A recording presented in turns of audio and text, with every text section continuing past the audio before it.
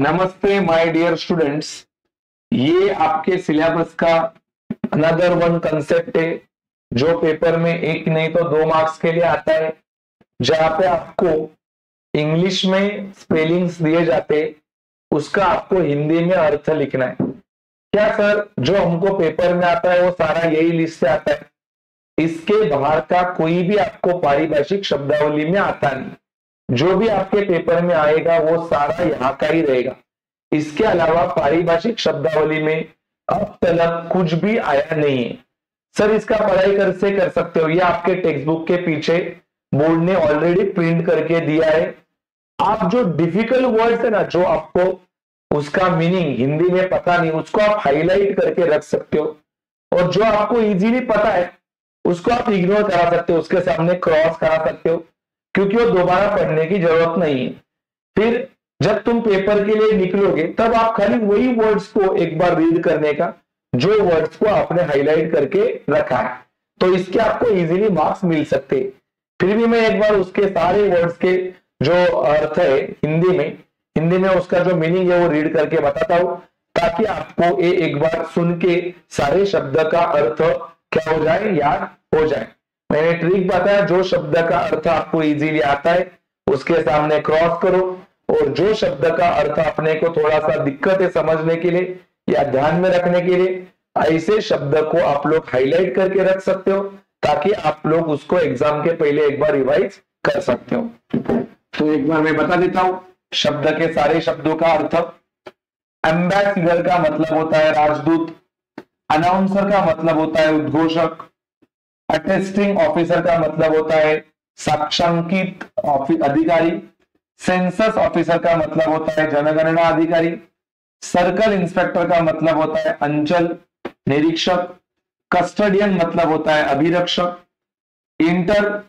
Interpreter का मतलब होता है दुभाषिया, जज का मतलब होता है न्यायाधीश, बहुत बार आ चुका है बोर्ड में जज वर्ड, जस्टिस ये भी आया है, न्याय और न्यायमूर्ति। उसके बाद में लेसन ऑफिसर का मतलब होता है संपर्क अधिकारी, वेरिफिकेशन ऑफिसर का मतलब होता है सत्यापन अधिकारी। उसके बाद में एडजर्नमेंट का मीनिंग होता है स्थगन। उसके बाद में एडवांस का मतलब होता है अग्रिम। उसके बाद में कमिश्नर का मतलब होता है आयुक्त। आगे के भी शब्द मैं आपको बता रहा हूं कमिश्नर के आगे।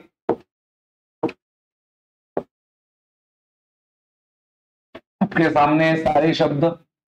एजेंडा का मतलब होता है कार्यसूची। अमेंडमेंट का मतलब होता है संशोधन। ऑडिट ऑब्जेक्शन का मतलब होता है लेखा परीक्षा आपत्तियां। ऑथेंटिक का मतलब होता है अधिप्रमाणित। ऑटोनॉमस का मतलब होता है स्वायत्त। बॉन्ड मतलब होता है बंध पत्र। चार्जेस शीट का मतलब होता है आरोप पत्र।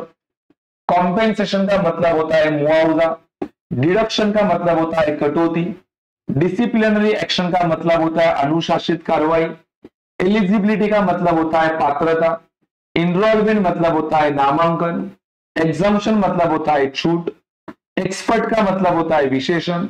गैजेट का मतलब होता है राजपत्रित। उसके आगे के भी शब्द के अर्थ में बता रहा हूं।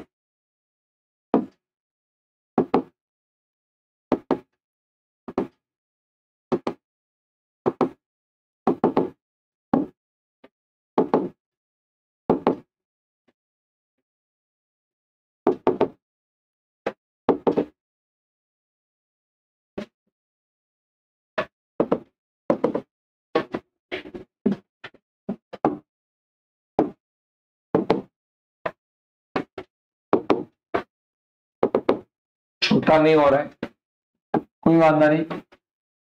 आगे री इन्वेस्टमेंट का मतलब होता है पुनर्निवेश। उसके बाद में लिखा है आइडेंटिटी का मतलब होता है नामित व्यक्ति। उसके बाद में सरेंडर का मतलब होता है अभ्यर्पण।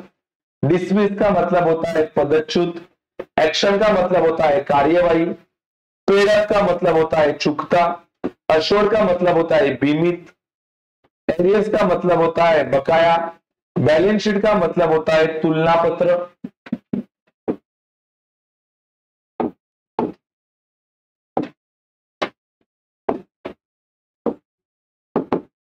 अगले शब्द में बता रिकॉर्ड का मतलब होता है अभिलेख, रिकॉर्ड का मतलब होता है अभिलेख। बैलेंस ऑफ पेमेंट का मतलब होता है शेष भुगतान। उसके बाद में डी मॉरेज का मतलब होता है विलंब शुल्क। उसके बाद में ट्रांजैक्शन का मतलब होता है लेन देन। उसके अलावा स्पीड का मतलब होता है गति, फ्रिक्शन का मतलब होता है घर्षण। उसके बाद में एंटीबायोटिक्स का मतलब होता है प्रतिजैविक पदार्थ। उसके बाद में लिखा है मेटीओरोलॉजी का मतलब होता है मौसम विज्ञान। उसके बाद में एंटीसेप्टिक्स का मतलब होता है रोगानुरोध। उसके बाद में ऑप्टिक फाइबर का मतलब होता है प्रकाशीय तंतु। आउटपुट मतलब निकास होता है, ये बहुत बार आ चुका है। ग्राफिक टेबल आरेखन तालिका। उसके बाद में इंटीग्रेटेड सर्किट एकीकृत परिपथ। ऑक्सिलरी मेमोरी सहायक स्मृति। उसके अलावा और कुछ वर्ड्स रहेंगे वो भी देखो। ऑनरियम का मतलब होता है मानदेय। इंटरनल मतलब आंतरिक। इनवैलिड मतलब अवैध। ज्वाइनिंग डेट मतलब कार्य ग्रहण तिथि। मेडिकल बेनिफिट मतलब चिकित्सा सुविधा। रजिस्ट्रेशन मतलब होता है तुम्हारा पंजीकरण। सस्पेंशन मतलब निलंबन। टेम्पररी मतलब होता है अस्थायी। वार्निंग मतलब चेतावनी। कैजुअल लीव मतलब आकस्मिक छुट्टी या अवकाश। अर्न लीव मतलब अर्जित छुट्टी या तो अवकाश। बाय लॉ उपविधि, ये भी बहुत बार आ चुका है। इनवॉइस का मतलब होता है बीजक, बिल को ही इनवॉइस बोलते हैं। उसके बाद में मिनट्स का मतलब होता है कार्यवृत्त। ऑर्डिनेंस अध्यादेश। प्रोसीजर कार्यविधि। पब्लिक अकाउंट कमिटी लोक लेखा समिति। एडमिरल नौसेनाध्यक्ष। एक्यूड इंटरेस्ट उपार्जित ब्याज। एक्नॉलेजमेंट पावती। अपेक्स बैंक शिखर बैंक। बैलेंस शेष निधि। बैंक स्टेटमेंट बैंक वितरण। कमीशन आड़त। डेट अकाउंट निष्क्रिय खाता। फिक्स डिपॉजिट सावधि जमा। पेमेंट भुगतान अदायगी। पे ऑर्डर अदायगी आदेश। उसके अलावा बाकी के शब्द ये तो मैंने आप लोगों को अभी बता दिए। तो इसके अलावा और कोई भी तुम लोगों को पारिभाषिक शब्दावली में आता नहीं है। जो भी आपको पारिभाषिक शब्दावली में आएगा वो यही रहेगा, इसके बाद का कुछ भी नहीं रहेगा। तो फिर आपको सारे पारिभाषिक शब्दावली रीड करके उसका मैंने आपको अर्थ बता दिया है। यही खाली एक बार प्रॉपरली सुन लो और प्रिपेयर करो। जो भी आएगा वो इसमें का ही आएगा। आपका कोई भी पारिभाषिक शब्दावली में मार्क्स नहीं जाना चाहिए। फिर आपको अगर ये वीडियो हेल्पफुल लगा रहेगा तो वीडियो को लाइक करो, शेयर करो, और अगर ये चैनल पे आप नए रहेंगे तो वीडियो को सब्सक्राइब करो, चैनल को सब्सक्राइब करो और हमारे साथ जुड़े रहो। Thank you so much.